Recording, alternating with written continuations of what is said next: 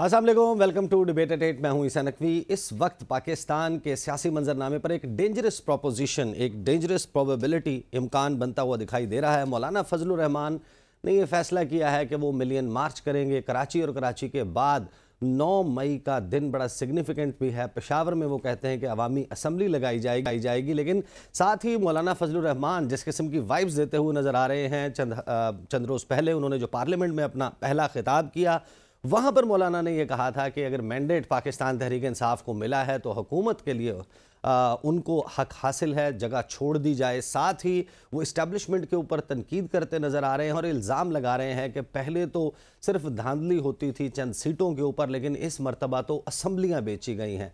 तो सवाल ये पैदा होता है, अगर असम्बलियाँ बेची गई हैं तो असम्बलियाँ ज़ाहिर है कि बेचने के लिए एक ख़रीदार होगा और एक जो है वो उसका सौदा करने वाला, बेचने वाला। क्या वाकई पैसों का मामला जो है वो हुआ, असम्बलियों की ख़रीदो फरोख्त की गई, ये तमाम मामला किया गया। मौलाना फजलुर रहमान के सीने में बिलाशुबा बहुत से राज हैं।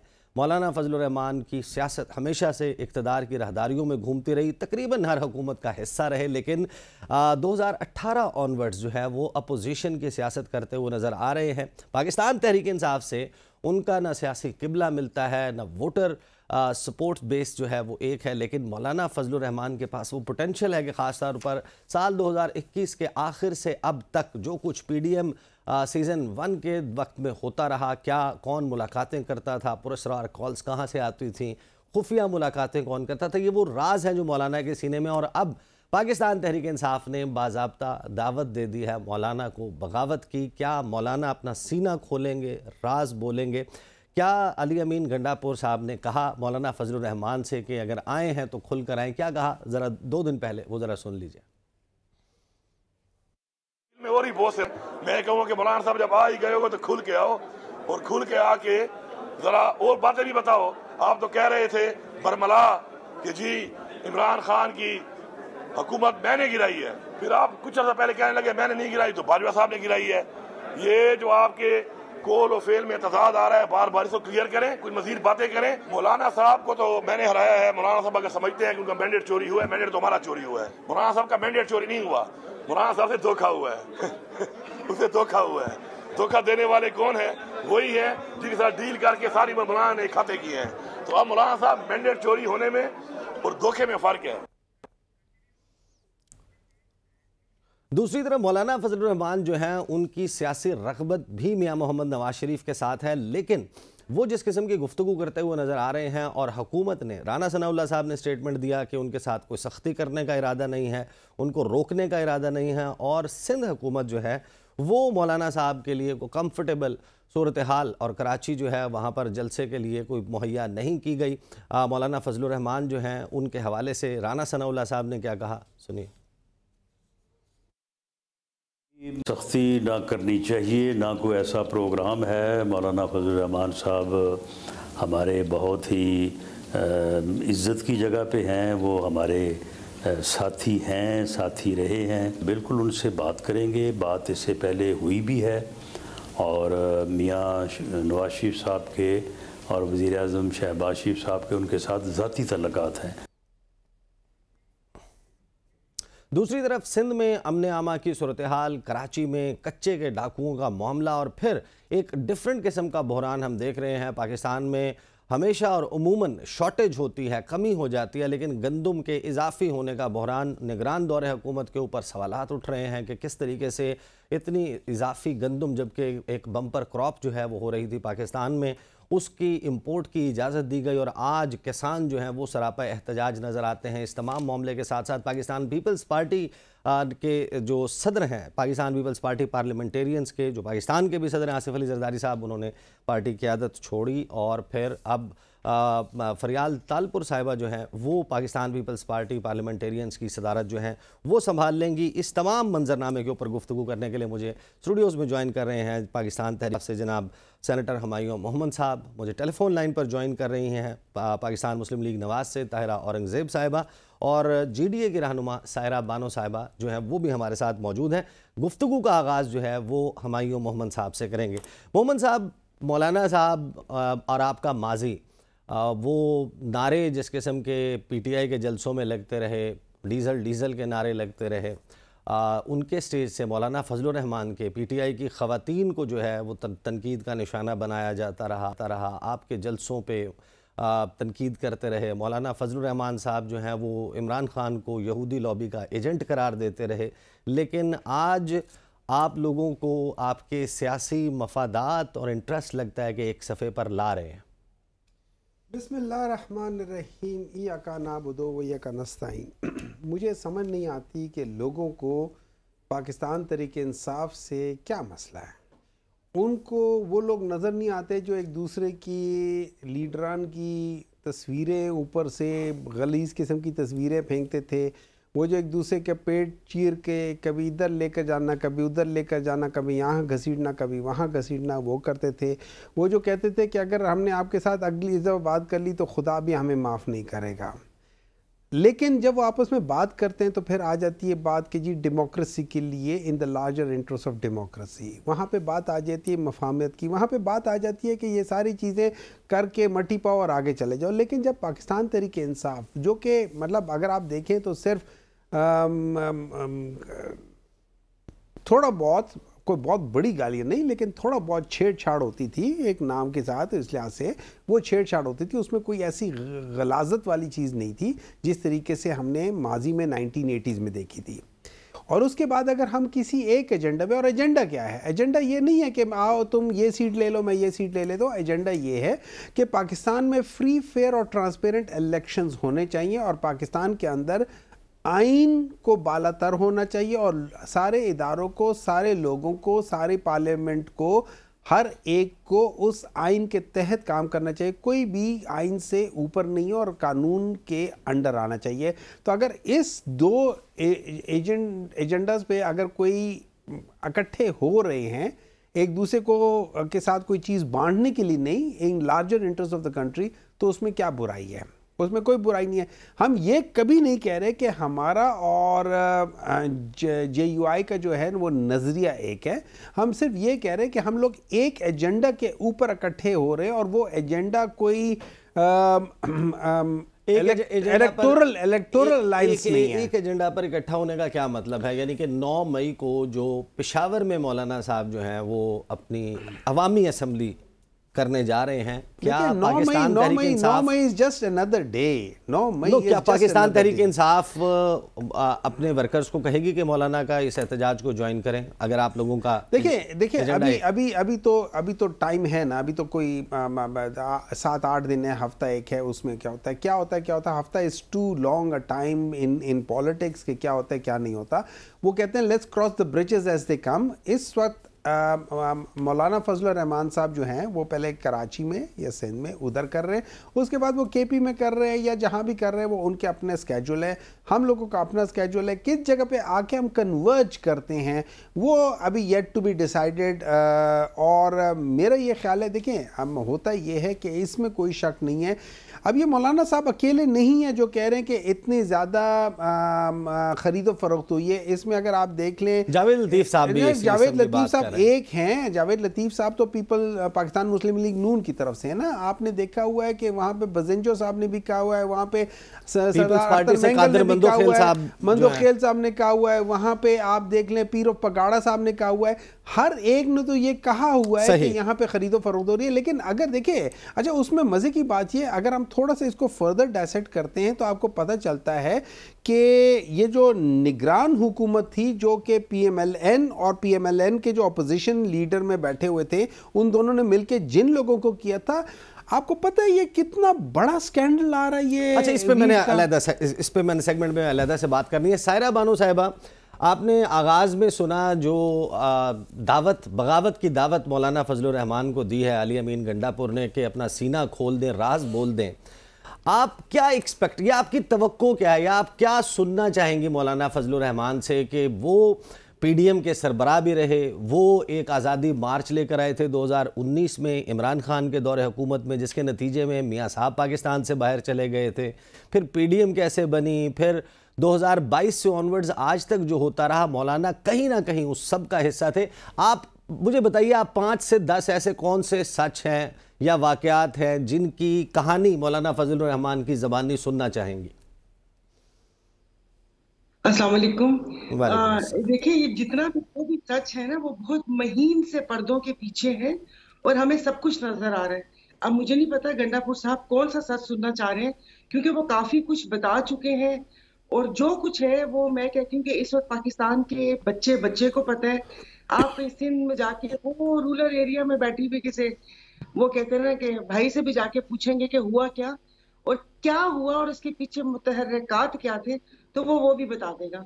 तो इसमें ऐसी तो कोई बात है नहीं। वो शायद ऐसे शुगल मेले के लिए उन्होंने कहा हो कि जरा 2-3 दिन, एक वो होता है ना कि जरा चाय की प्याली में तूफान आ जाए, वरना पता सब कुछ है कि रिजीम चेंज कैसे हुआ, मौलाना साहब कैसे वो पीडीएम में।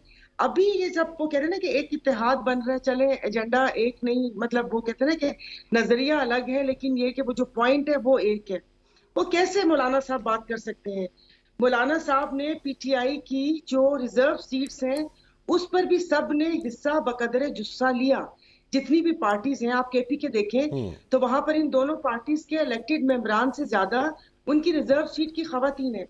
जब आप एक पार्टी के, वो कहते हैं ना कि माले गनीमत पे शब खून मारते हैं, और मौलाना तो पहले तो जवाब दे कि उनकी पार्टी की जो खातून ने एक खातून के लिए सवाल उठाया कि ये कहाँ से आई है, ये एलियन है, ये कौन है, उनका जवाब तो हमें अभी तक नहीं मिला कि उसको मौलाना की पार्टी ऑन नहीं करती, मौलाना की तरफ से खामोशी है। लेकिन वो खातून असेंबली में हल्फ लेके वो वहां पर बैठी हुई है, यानी कि अब कल को कोई भी आ जाए, किसी की भी कनपटी पे पिस्टल रख के उनकी रिजर्व सीट की लिस्ट में नाम डलवा दे, किसी का भी, हमें क्या पता वो कौन खातून है। ये इतनी सारी चीजें हैं। बाकी गंडापुर साहब मुझे नहीं पता कौन सा सच सुनना चाह रहे हैं।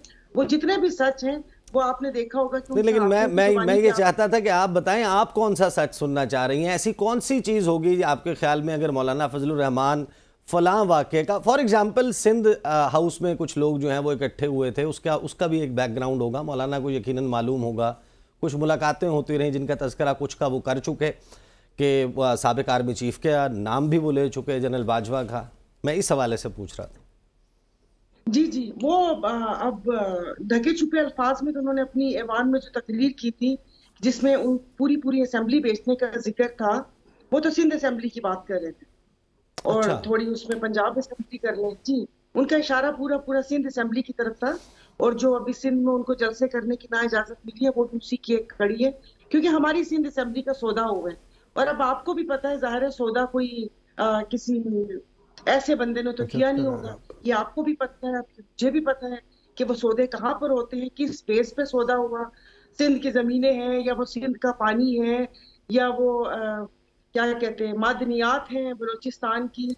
अब मुझे नहीं पता कि कॉन्ट्रैक्ट में क्या है, लेकिन कॉन्ट्रैक्ट हुआ है। जो मौलाना साहब बात कर रहे हैं, बात हम उससे पहले से 4 माह पहले से कर रहे हैं कि जो सिंध असेंबली है, जो सूबा सिंध है, वो प्लेट में रख कर एक पार्टी को दिया गया और खुदा जाने कि उसके बदले में सही। मैं आपके पास वापस आता हूँ, क्योंकि दो बहुत ही अहम मामलात हैं, गंदुम का मामला है और फिर कच्चे के डाकुओं का मामला है। हुमायूं मोहम्मद साहब बताइएगा ज़रा कि मौलाना फजलुर रहमान जो हैं, उनकी जमात के कुछ लोग हमने देखा कि जब इलेक्शन से पहले मुख्तलिफ टॉक शोज़ हो रहे थे तो वो बड़े पुरएतमाद तरीके से ये कहते थे कि वज़ीर आज़म जो है वो चाहे पीपल्स पार्टी बनाए, चाहे मुस्लिम लीग नवाज़ बनाए, सदर मौलाना फजलुर रहमान होंगे।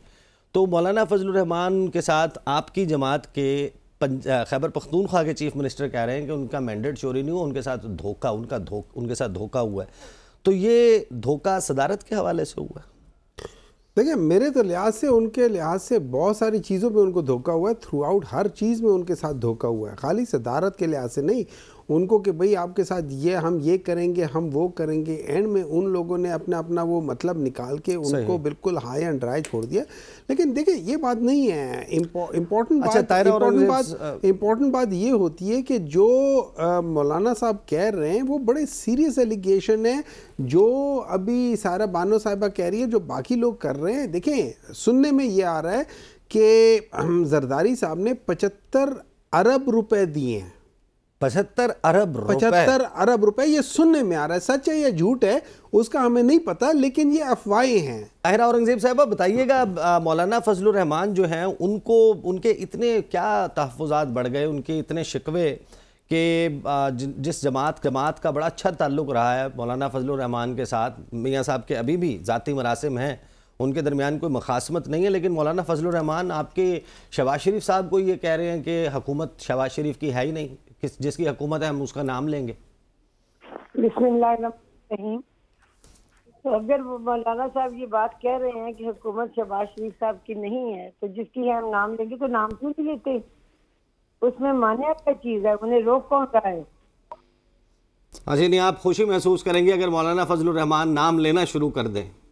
नहीं, बात ये है कि जब हुकूमत जो है मुस्लिम की शहबाज शरीफ प्राइम मिनिस्टर हैं, मौलाना साहब के या उनके ख्याल में कोई और है तो ले नाम। हम अपने कायद का नाम ले रहे हैं कि शहबाज शरीफ साहब प्राइम मिनिस्टर पाकिस्तान के, और पाकिस्तान मुस्लिम लीग नून की मरकज में हुकूमत है, पंजाब में भी, तो उनके ज़हन में जो नाम है वो भी लें। मौलाना साहब ने कल जो फ़लस्तीन के हवाले से कॉन्फ्रेंस थी उसमें अवैस नूरानी साहब ने एक तकरीर की जिसमें उन्होंने शहबाज शरीफ साहब पर तनकीद की, फिर कैप्टन सफदर साहब ने तकरीर की, उन्होंने भी पार्लियामेंट के ऊपर तनकीद की। तो मैं आपको बता देता हूँ, मौलाना फजलुर रहमान ने कहा कि शहबाज शरीफ को डांटने की क्या ज़रूरत है, शहबाज शरीफ की तो हुकूमत ही नहीं है। और कैप्टन सफदर के हवाले से उन्होंने तबसरा किया कि कैप्टन सफदर मुझे लगता है कि हमारे ऊपर नहीं बल्कि अपने ससुरालियों को डांट रहे थे, उनको तनकीद का निशाना बना रहे थे, वो शरीफ फैमिली की बात कर रहे थे। मैं ये पूछ रहा हूँ कि इतनी फ्रिक्शन, ऐसा क्या धोखा हो गया मौलाना फजलुर रहमान से कि वो इतना नाराज़ नज़र, इतना खफा नज़र आ रहे हैं? देखिए भाई, बात मैं अभी सुन एक साहब करोड़ रुपए की बात कर रहे थे, मैं हैरान होकर सुन रही थी। वो साथ ये भी कह रहे थे कि ये अफवाह है। बात ये है कि ये अफवाहों की फैक्ट्रियां तो हर जगह खुद हुई हैं, और हम पे ऐसी अफवाह वाली बात भी करें तो वो हमारे किरदार को नहीं लाजम। बात ये है कि क्या ये बहतान होगा या ये झूठ होगा या ये इल्जाम होगा, यही बात है ना।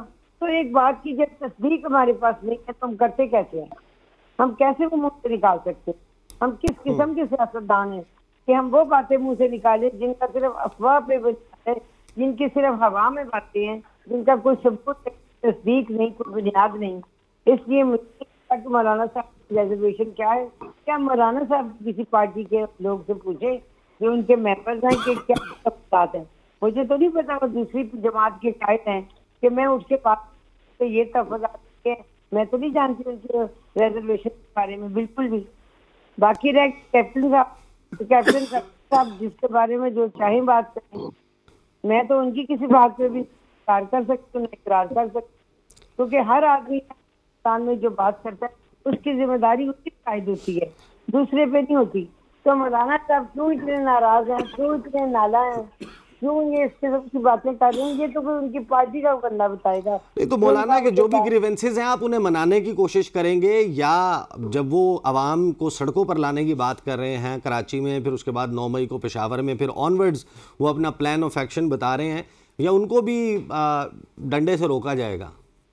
नहीं, हम मौलाना साहब को मनाने की पूरी कोशिश करेंगे। हम तो ये भी चाहते हैं कि पीटीआई के साथ भी हमारे मुज़ाकरात हों। हम नहीं चाहते किसी सियासी जमात को इस मुज़ाकरात की लाइन से बाहर करना। हमने पाकिस्तान को माशी लिहाज से तरक्की की तरफ लेके जाना है। पाकिस्तान जिन गंभीर मसाइल का शिकार है, हमने उन दलदल से पाकिस्तान को निकालना है। दहशत गर्दी का खात्मा करना है, पाकिस्तान के अंदर बेरोजगारी, महंगाई का खात्मा करना है। हम हर एक सियासी कुव्वत से बात करने को तैयार हैं जो पाकिस्तान के अंदर सियासी जमात मौजूद रखती है। सही आप तो तैयार हैं, क्या बाकी लोग भी तैयार हैं? मुझे ब्रेक पे जाना है, मैं वापस आता हूँ। आप ही से मैं शुरू करूंगा क्योंकि जी प्लीज कंटिन्यू। ना चाहते हैं कोई एहतजाज करे, हम कहते हैं हमारे साथ मिल बैठ के मुल्क को आगे ले जाने के लिए फार्मूला तय। मुल्क को आगे ले जाने के लिए फार्मूला तय होगा या नहीं, साथ ये बैठने के लिए तैयार है या नहीं, बात करते हैं after the break. Welcome back after the break. Tahira Aurangzeb साहिबा, हुकूमत की अब स्टेटेड पॉलिसी है क्या? हमने देखा कि राना सनाउल्लाह साहब जो हैं उन्होंने बार बार मीडिया स्क्रीन्स के ऊपर आकर तहरीक इंसाफ को एंगेज करने, उनसे बातचीत करने की बात की, लेकिन अभी तक जो है वो जब से एडवाइज़र बने हैं, सीनियर मशीर बने हैं सियासी अमूर के, उन्होंने मुज़ाकरात का दोबारा स्टेटमेंट कोई नहीं दिया। नून लीग बात करेगी? नहीं करेगी। बात सुने, अभी उन्हें नोटिफिकेशन हुए घंटे कितने हुए हैं? कल तो उनका नोटिफिकेशन हुआ है, तो कौन सा मुद्दत गुजर 2 दिन हो गए जी। नहीं 2 दिन क्या, कल उनका नोटिफिकेशन हुआ, आज पहला दिन है, और कल वैसे भी यही बात है। पॉलिसी वही है, तहरीक इंसाफ से बात करेंगे। नहीं, हम तो खुद बात करना चाहते हैं, ये नहीं कि सिर्फ राना सनाउल्लाह बात करना चाहते हैं। हमारी पार्टी, मैंने आपसे पहले भी कहा, हर उस सियासी जमात से डायलॉग करने को तैयार है, लेकिन क्या वो तैयार है हुकूमत से डायलॉग करने के? हमने जब अपोजिशन लीडर थे ना शहबाज शरीफ साहब और पीटीआई के कायद प्राइम मिनिस्टर थे, तो हमने उन्हें कहा कि चार्टर ऑफ इकोनॉमी बैठ के हम तय करें, तो उन्होंने कहा जी मैं तो शहबाज शरीफ को अपोजिशन लीडर ही नहीं मानता, तो तय क्या करूं? वो तो तब भी मुज़ाकरात को तैयार नहीं थे। तो आप उनसे पूछे पहले कि वो क्या मुज़ाकरात के लिए हुकूमत के साथ तैयार हैं। नहीं तायरा साहिबा, ये जो ज़ाहिर है कि हमें ये बहुत अच्छे से याद है, शहबाज शरीफ साहब ने ये ऑफ़र की थी, चार्टर ऑफ इकोनॉमी की बात की थी, लेकिन जब वो वज़ीर-ए-आज़म बन गए उसके बाद जो है हमने देखा कि 2022 ऑनवर्ड्स तो आपकी मुज़ाकरात की पॉलिसी नहीं थी। आपका हर इक़दाम जो है वो तहरीक इंसाफ को पुश अगेंस्ट द वॉल, दीवार से लगाने वाला था। और ये जो टॉक्स की बात है, इसके ऊपर ज़ाहिर है कि जो पोजीशन ऑफ स्ट्रेंथ में जिस वक्त आप आते हैं उस वक्त आपका इनिशिएटिव वो तो हमें अब नजर आया। नहीं, बात ये है भाई, ये चेंज ऑफ हार्ट कैसे हुआ? नहीं, जब शुरू में पीपल्स पार्टी ने भी ये बात कही कि हम पीटीआई के कायद से बात करने को तैयार हैं, मैं बैठने को तैयार है, पीटीआई की तरफ से क्या जवाब आया कि मुस्लिम लीग नून और पीपल्स पार्टी के सिवा हम हर पार्टी से डायलॉग करेंगे। ये जवाब तो उन्होंने दिया जेल में बैठे हुए, और उनकी क़यादत ने बात सड़कों पर चीख के कहा कि हमने तो कोई मुज़ाकरात करनी ही नहीं, हमने सवाए एस्टेब्लिशमेंट के किसी से भी मुज़ाकरात नहीं करने। वो तो किसी सियासी जमात को डायलॉग करने के तैयार ही नहीं है। चले पीटीआई से जवाब ले लेते हैं। मोहम्मद साहब, before I put the question to you, Fawad Chaudhry साहब हैं, अब उनका स्टेटस एग्जैक्टली पार्टी में वापसी का हो चुका है या नहीं, बट उनका एक ओपिनियन सामने आया बड़ा दिलचस्प। लाहौर में वो गुफ्तगू कर रहे थे मुज़ाकरात के हवाले से, खान साहब के हवाले से। क्या कहा प्रोड्यूसर साहब, जरा चलाएं आज फवाद चौधरी क्या फरमा रहे हैं। पाकिस्तान में जिस तरह से वोट पड़ा है वो आप सबके सामने है। यहाँ पे कोई किसी से कोई डील नहीं कर सकता। अगर आप कहें ना कि इमरान खान एस्टैब्लिशमेंट से डील करके जो है वो कर लेंगे, तो वो फिर इमरान खान को सख्त नुकसान हो जाएगा। इसलिए डील मुमकिन नहीं है। इमरान खान आज डील करते हैं एस्टैब्लिशमेंट से, या तो वो तो शहबाज शरीफ बन जाएंगे। आज आप देखें ना शहबाज शरीफ की क्या हैसियत है, लिहाजा डील तो आउट ऑफ क्वेश्चन है इमरान खान के लिए। तो मोहम्मद साहब, जाहिर है कि what is the stated policy? एक बहुत बड़ी कन्फ्यूजन, अफरा तफरी और क्यास क्रिएट हुआ गुज़श्ता चंद दिनों में। शहरियार आफरीदी कुछ कह रहे हैं, बैरिस्टर गौहर की बात कुछ और है, जो लोग इमरान खान से मिलकर आए उन्होंने बात कुछ और की। पीटीआई का ऑफिशियल जो ट्विटर हैंडल है उसके ऊपर फिर डिफरेंट इमरान खान के नाम से मंसूब जो है बयान इस तमाम मामले पर आया। What is the exact policy? आप बात कर रहे हैं, नहीं कर रहे, ये डील है, मुज़ाकरात हैं, है क्या? देखिए, इस तरह है, जो मुझे मालूम है, नंबर 1 डील कोई नहीं है, सही। नंबर 2 मुज़ाकरात हैं, नंबर 3 मुज़ाकरात की एक 1 पॉइंट या 2 पॉइंट एजेंडा है। मुज़ाकरात कोई मिल के गवर्नमेंट बनाने इस किस्म की वो नहीं है। मुज़ाकरात बेसिकली जैसे मैंने कहा, 2 पॉइंट एजेंडा है जिनके ऊपर मुज़ाकरात होगी। एक, नंबर 1 के free fair transparent election, number 2 आइन की बालादस्ती। ये 2 पॉइंट एजेंडा है जिस पे बात होगी। तीसरी, इमरान खान ने कहा है कि ये 2-3 लोग हैं जिनको मैंने एम्पावर किया है कि मेरे बिहाफ पे ये लोग पॉलिटिकल पार्टीज़ और बाकी जितने भी स्टेक होल्डर्स हैं, चाहे वो मीडिया है, चाहे वो इस्टेब्लिशमेंट है, चाहे वो जुडिशरी है, चाहे वो पॉलिटिकल पार्टीज़ हैं, चाहे वो कोई भी है, उन सब के साथ ये करेंगे। पॉइंट वही 2 हैं। उसमें इमरान खान ने कहा है कि यार मुझे जेल से निकलने की कोई जल्दी नहीं है, मैं आराम से निकलूंगा। उनको पता है कि उनके ऊपर कोई केस भी सही नहीं है, जो कि राना सनाउल्लाह कह चुके, जो हर एक कह चुके। अब देखिए, अब आप इवन इस्लामाबाद हाई कोर्ट में ये बात हो रही है कि आप कैसे प्रूफ करोगे कि जो इमरान खान में के हाथ में जो था या उसको जो दिया गया था उसने रिसीव किया था। हो सकता है उसको रिसीव ही ना कराया हो सकता है वहां से उसको करने से पहले। देखिए, अगर आप लोग बैठने को तैयार हो जाएं तो इमरान खान की रिहाई का रास्ता नहीं। देखिए, ये डील होता है। आप लोग हमारे लिहाज से ये है, जैसे फवाद चौधरी कह रहे थे, अगर हम लोग वही गलत हरकतें करना शुरू कर दे तो हम में और उनमें फ़र्क क्या है? सही, ठीक है। अच्छा, इमरान खान इस वक्त अल्लाह ताला ने उसको इतनी बड़ी शख्सियत बना दी है कि वो जेल में बैठा हुआ है और वो सबको घुमा रहा है। हर एक को मसला पड़ा हुआ है कि यार इस बंदे, क्योंकि वो बंदा डील करके बाहर नहीं भागना चाहता, वो लंदन नहीं जाना चाहता, वो सऊदी अरब नहीं जाना चाहता, वो दुबई नहीं जाना चाहता, वो कहते हैं मैं चिल कर रहा हूं इस जगह पे, बाकी सब लोगों को मसला पड़ा हुआ है, वो क्यों करे? सही, अच्छा, but I understand and correct me if I am wrong, मुझे ये बताइए, ये जो आप आज 300 सवाल का वाइट पेपर आपने जारी कर दिया, चीफ इलेक्शन कमिश्नर से इस्तीफे का मुतालबा कर दिया, सुप्रीम कोर्ट ऑफ पाकिस्तान के चीफ जस्टिस से हटकर फुल कोर्ट का मुतालबा आप करें, यानी कि चीफ जस्टिस के साथ, चीफ इलेक्शन कमिश्नर के साथ, इस्टेब्लिशमेंट के साथ, और फिर मुज़ाकरात शुरू करने के लिए भी आपकी शर्त यह है कि हमारा 8 फरवरी का मैंडेट वापस किया जाए, जिसका मतलब यह है कि प्रैक्टिकली आपके क्लेम जो है उसको हम सामने रखें तो ना पंजाब में उनकी हुकूमत रहे ना मरकज़ में। It is a non starter. उनकी जितनी सीटें, उनकी एक डिस्ट्रिक्ट में हुकूमत नहीं बनती। आप बात कर रहे पूरे पंजाब की, आप बात कर रहे हैं क्या वो उसमें फेडरल की, उनके 17 सीटें हैं टोटल। 17 सीटें बहुत ज़्यादा हुई, तो आप ये समझ लें कि गुजरांवाला डिस्ट्रिक्ट में उनकी बस ये चीज़ उनकी है, उससे ज़्यादा तो उनकी वो है नहीं। अब ये पूरे पाकिस्तान में करा के कर ले तो टोटल 17 सीटें वो जीते हुए हैं, उसमें कहाँ से उनकी हुकूमत बन जाती है? ठीक है, अच्छा, अब बात आ जाती है जो आप कह रहे हैं कि हम लोगों का देखिए, चीफ इलेक्शन कमीशन ने अनफॉर्चुनेटली एक बहुत कंट्रोवर्शियल रोल प्ले किया है 2-3 चीज़ों की वजह से। एक सबसे बड़ी बात ये, वो 3 महीने एक नोटिस के ऊपर बैठे रहे, उसके बाद करते रहे और हर लिहाज से गलत किया है। नंबर 2, हम लोगों ने जब हम लोगों ने जुडिशरी को कहा था कि हमें, और जुडिशरी को लिखा था, जुडिशरी ने जब कहा था कि हमें वो लिस्ट बता दें कि कितने लोग चाहिए, तो चीफ इलेक्शन कमीशन ने कहा था कि नहीं, हम लोग तैयार हैं, हम अपना करेंगे, हमें जुडिशरी की ज़रूरत नहीं है। नंबर 3, चीफ जस्टिस साहब को, एक मिनट लास्ट, चीफ जस्टिस साहब को अगर आप देख लें, चीफ जस्टिस साहब का इस वक्त भी जो स्टैंस है ना, ये 6 जजेस के लिहाज से, उसमें खाली ये 6 जजेस नहीं रहे, उसमें इस्लामाबाद हाई कोर्ट हो गया, उसमें बलूचिस्तान हो गया, केपी हो गया, लाहौर हो गया, इन चारों ने बता दिया है कि ये हो रहा है।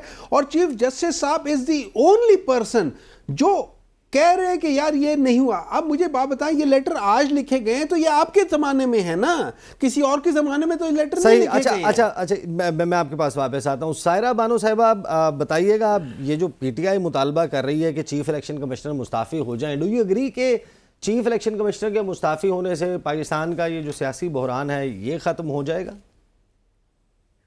नहीं जी, ये ना पहले भी कहा था उनके मुस्ताफ़ी होने का, तो मुस्ताफ़ी मुल्क को इस खाना जंगी की तरफ, और मुल्क को जो जहां पर अनारकी, अफरा तफरी और जो भी इस किस्म के अल्फाज आपने लगाने हैं उसकी तरफ धकेलने के जिम्मेदार वो हैं।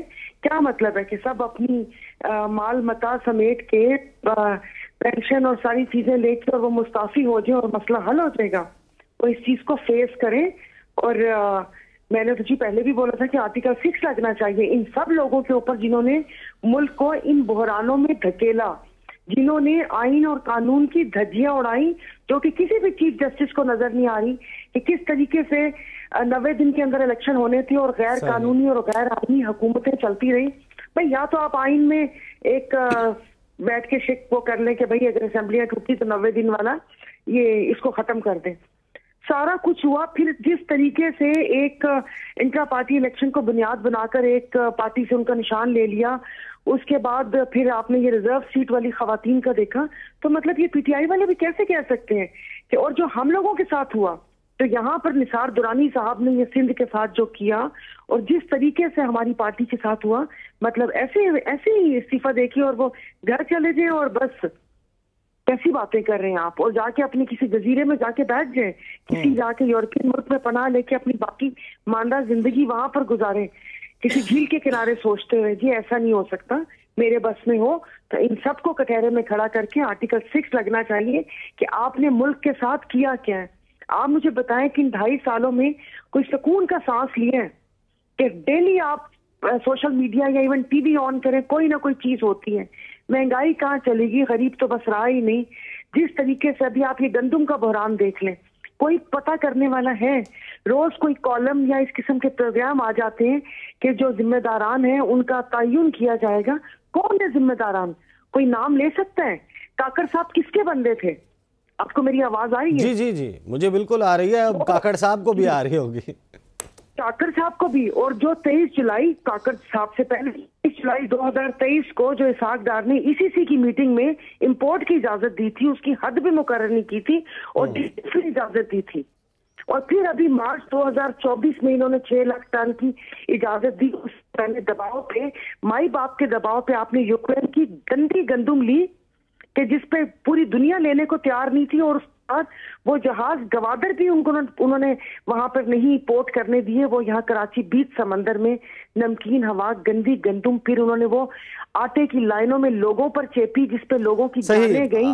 और बरफ का घपला 1 सेकंड जो शायद खाकान अब्बासी ने ही कहा था। अभी इससे पहले तायरा आपा, मतलब मेरी बड़ी इनसे न्याजमंदी और मोहब्बत का रिश्ता है कि भाई आप अपने फिर या तो जो उन लोगों के नाम के साथ मुंह न हटा दें।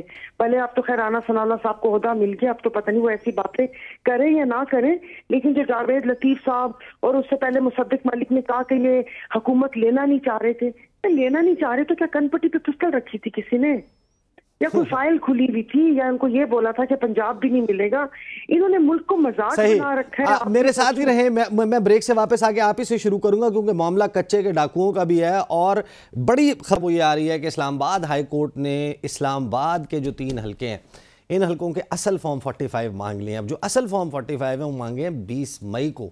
तो मई का महीना कितना इंपॉर्टेंट हो गया, और इसके फॉर्म 45 मांगने का मतलब ये है कि फिर जो दीगर उम्मीदवारान हैं पाकिस्तान तहरीक इंसाफ के भी, और फिर मुस्तफ़ा नवाज़ खोखर जो कहते हैं कि तहरीक इंसाफ के फॉर्म ठीक हैं, तो ये अब मामला कहाँ चलेगा, बात करते हैं after the break. Welcome back after the break. Saira Bano साहिबा, ये कच्चे के डाकुओं का मसला ज़रा समझाएं आप। सिंध में हमने आपको कैंपेन भी करता देखा, आप घूमती फिरती हैं सिंध में, ये क्या खबरें आ रही हैं कि कोई मशीर है, मशीर के बेटे हैं, उनकी गाड़ी है, प्रोटोकॉल की पुलिस की गाड़ियाँ हैं, असला उसमें सप्लाई हो रहा है, व्हाट्स हैपनिंग इन सिंध? बिल्कुल सही, मैंने तो उससे पहले प्रोग्राम में भी कहा था कि ये जो कच्चे के डाकुओं की जो सहूलत है वो पक्के में बैठे हुए ऐवानों में बैठे हुए करते हैं। अभी ये जो बाबुल भैया साहब हैं, पहले तो ये बताएं कि ये जो प्रोटोकॉल है, ये सिंध का प्रोटोकॉल बलूचिस्तान में क्या काम कर रहा था, और ये इसी तरह होता है, ये अब से नहीं दहाइयों से होता है। मेरा जो ताल्लुक है वो भी बॉर्डर के इलाके से है, मतलब जहाँ सिंध और पंजाब का बॉर्डर मिलता है। और ये मैं आपको 86 की बात बता रही हूँ कि उस वक्त की गाड़ियां तब निकला करती थी कि ये यहाँ पर शिकारपुर कश्मीर का एरिया क्रॉस कर लिया जाए। तो अब आपके सामने सूरत हाल आ गई है। तो मैं आपको बड़े मजे की बात बताती हूँ कि एसएसपी साहब की कहीं कोई गुफ्तगू उन्होंने की कि यार पहले बता देते तो आपको दूसरे रास्ते से गुजार देते। मसला ये था कि ये जो हमारी एजेंसीज ने ये ऑपरेशन का जो बीड़ा उठाया था, 4 लोग वो थे, तो उनके सामने ये मामला रफा दफा नहीं कर सके और उन्होंने मशीर से जबरदस्ती डांट डपट के, ये नहीं कहा कि आप मुल्क कौम के लिए क्या कर रहे हैं, ये बोला कि भाई बड़े साहब वहां पर बैठे हुए और आप हमारे मुंह पर कालक ना मलो, और उससे जबरदस्ती इस्तीफा ले लिया गया। लेकिन अब आपने देखा होगा कि पिछले 10 दिन से ये मामला भी दबा हुआ है, आपने कोई आवाज या चू ना सुनी होगी। तो इस मुल्क में रहते हुए हम लोगों को इतना वहमी और शाकी बना दिया गया है, शक करते हैं हम कि हमें हर जो बड़ा जो ऐसा इंसिडेंट होता है वो पता है कि जैसे किसी का बाजू मरोड़ा जाता है। अब आपने देखा होगा कि पिछले 20-25 दिन से पीपल्स पार्टी की तरफ से बिल्कुल खामोशी है, आपने कोई बयान नहीं सुना होगा। उनके लोग प्रोग्राम्स में आके हकायक का सामना करने से घबराते हैं। तो मुझे नहीं पता कि अब ये किस बात पर बाजू मरोड़ा क्या है, या कि भाई अगर हम हैं तो आपके बंदे सब बेनकाब हो सकते हैं, क्या हो सकता है। लेकिन यहाँ पर लोगों की जिंदगी जीरन हुई हुई है के डाकुओं के ऑपरेशन के नाम पे, वहां पर लोगों की गंदुम उड़ाई जा रही है। खैर गंदुम बेचारी को तो छोड़ ही दें, जो यहाँ पर हाल है। लेकिन अफसोस मुझे ये होता है कि इस चैनल टीवी प्रोग्राम्स में हम नून सारा फोकस पंजाब गवर्नमेंट पर है। आप मेरी बात सुन रहे हैं? जी जी, लेकिन कोई यहाँ पर सिंध गवर्नमेंट की तरफ नहीं देख रहा कि यहाँ पर क्या हो रहा है, यहाँ पर हम किस अजाब से गुजर रहे हैं। पूरे चैनल्स खरीद लिए जाएं तो फिर मामला तो ऐसे ही होते हैं ना। अभी आप मुझे ये वैसे नहीं अंदाजा हुआ कि आपको ये क्यों शक गुजरता है बार बार कि मैं आपको सुन रहा हूँ कि नहीं। मैं भी सुन रहा हूँ, मेरे सुनने वाले देखने वाले भी सुन रहे हैं, हमायूं साहब भी, आपकी बात जा रही है, जहाँ जहाँ जानी है वहाँ जा रही है। नकवी साहब मेरे प्रोग्राम्स में अक्सर वो मेरी बातें काट दी जाती हैं और फिर उसके बाद मुझे समझ नहीं आती कि भाई फिर ऐसा इशू पूछा ना करें, क्योंकि मेरी कोशिश ये होती है नहीं, यहाँ पे ऐसा कुछ नहीं है, आप जो बोलेंगी एज इट इज चलेगा। ताहिरा औरंगजेब साहिबा, बड़ा फैसला है, इस्लामाबाद हाई कोर्ट कह रही है कि ज़रा फॉर्म 45-46 लेके 20 मई को आए ना, और अंजुम वकील साहब से भी, खुरम नवाज से, डॉक्टर तारिक फजल चौधरी से मांगे हैं। आप लोग तैयार हैं ये फॉर्म्स ले जाने के लिए? और अगर एक भी हल्का वहाँ पर फॉर्म 45 आपका मशकूक हो गया, क्वेश्चन मार्क आ गया, तो फिर तो पूरा जो है वो इलेक्शन उसी के ऊपर सवालिया निशान आ जाएगा। पहली बात, तीनों हल्के इस्लामाबाद से हैं, जो उम्मीदवार हैं आपने उनके नाम भी ले लिए हैं, 20 मई कोर्ट में भी किए हैं, तो 20 मई आने दें, वो लेके जाएंगे जिनके नाम लिए गए हैं। फॉर्म 45 उन्हीं के पास है, तो वो लेके जाएंगे। फिर जब लेके जाएंगे तो देखेंगे क्या होगा। यानी फॉर्म 45 तो है ना, ये तो नहीं होगा कि 20 मई को कहें कि वो इधर उधर हो गए? नहीं, मेरे पास तो नहीं है लॉकर में, जिनका इलेक्शन है उनके पास यकीनन मौजूद है। आपकी उन सबके साथ बड़ी अच्छी है, आप तो पार्लिमानी बोर्ड में भी थी, टिकट्स अवार्ड करने वालों में शामिल थी। नहीं तो... मैं ये कर रही हूँ ना जी कि उनके पास मौजूद होंगे, जब वो वहाँ से कैंडिडेट जीत के आए हैं तो फॉर्म उनके पास होंगे। सही सही। हुमायूं मोहम्मद साहब, वक्त जो है वो बहुत कम रह गया, आप फॉर्म 45, फॉर्म 46 मांग लें, आखिर कितनी बड़ी डेवलपमेंट, और क्या यही के या किसी और हल्के के भी आने चाहिए फॉर्म? देखिए, इस तरह ये है कि वो जो कमिश्नर पिंडी थे, उन्होंने बताया था कि अटक से लेके तो जेलम तक इनकी एक सीट भी नहीं है। 19 सीटें उन्होंने कहा था, एक भी नहीं है, ठीक है। अच्छा, उसके अलावा इस्लामाबाद की 3 ये भी नहीं है। अब ये मुझे ये लगता है कि ये इंशाअल्लाह ताला ये जब इस्लामाबाद का निकलेगा, और उसमें से 2 हल्कों में जो मुस्तफ़ा खोकर साहब हैं, उन्होंने कहा है कि उनके फॉर्म 45 और पाकिस्तान तरीके इंसाफ के पास जो फॉर्म 45 वो एक जैसे हैं, और वो he was willing and he is willing कि वो जाके उस दिन वो पार्टी बन के कहे कि ये मेरे भी फॉर्म 45 चेक करे। इसके लिहाज से भी पाकिस्तान तरीके से जब ये इंशाल्लाह ताला हो जाएगा, वो आपको पता है वो जैसे हाउस ऑफ कार्ड्स जब गिरना शुरू होते हैं ना, या दूसरे लफ्ज़ों में हम कहते हैं डोमिनोज इफेक्ट, वो डोमिनोज इफेक्ट का ये होता है कि आप एक को गिराते हैं ना, वो सारी चीज़ें गिरनी शुरू हो जाती है। तो इंशाल्लाह ताला ये स्टार्ट होगा of the end of this government. हम जब कह रहे थे ना कि ये जून जुलाई अगस्त के अंदर अंदर ये लोग फारग हो जाएंगे, ये इस वक्त देखिए अवाम का इतना बड़ा प्रेशर है, और फिर जो गलत काम इन लोगों ने किए हुए हैं, अभी वो उसको छोड़े, ये अभी यहाँ पे गंदम को नहीं संभाल सकते।